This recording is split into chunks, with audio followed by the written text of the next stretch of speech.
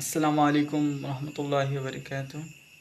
আমি আজ আপনাদের সামনে একটি ভিডিও উপস্থাপন করব, যেটি ডক্টর জাকির নায়কের। উনি একজন বাড়ি হলো ভারত।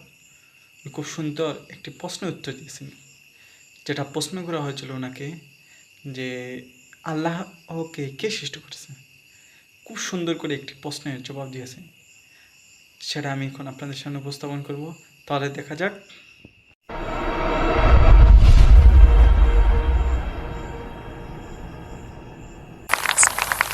মিস্টার নায়েক, আমি ডাক্তার সুরেকান্ত পাওয়ার, সেন্ট জর্জ হসপিটাল থেকে এসেছি।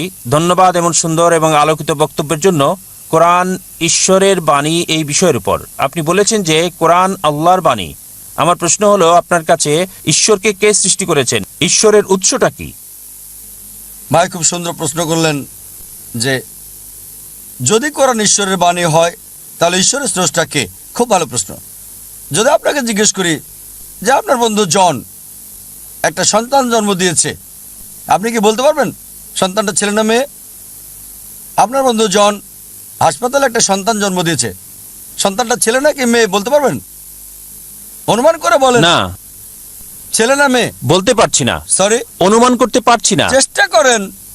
50% হলো বলেন। হ্যাঁ, 50 ভাগ, অর্ধেক সম্ভাবনা। ঠিক আছে, বলেন। ছেলে। ছেলে। ভাই পুরুষ কি সন্তান জন্ম দিতে পারে? না। এখন এটা ছেলে না মেয়ে? নামটা মেয়ে নাম হতে হবে। আমি আপনাকে বলছি আপনার বন্ধু জন। আমি জানি না কোনো মহিলার নাম জন হয় কিনা। না, আমরা বলবো না। আচ্ছা আচ্ছা, ধরেন আপনার বন্ধু, ছেলে বন্ধু, সে হাসপাতালে গিয়ে একটা সন্তান জন্ম দিল। সন্তানটা ছেলে না মেয়ে? মেয়ে। পুরুষ কি সন্তান জন্ম দিতে পারে? না।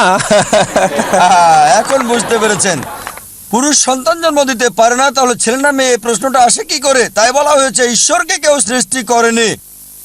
আপনার প্রশ্ন কে ঈশ্বরকে সৃষ্টি করেছে, আমার প্রশ্নের মতো যে পুরুষটা সন্তান জন্ম দিয়েছে হাসপাতালে, সেটা ছেলে নাকি মেয়ে, প্রশ্নটাই অযৌক্তিক।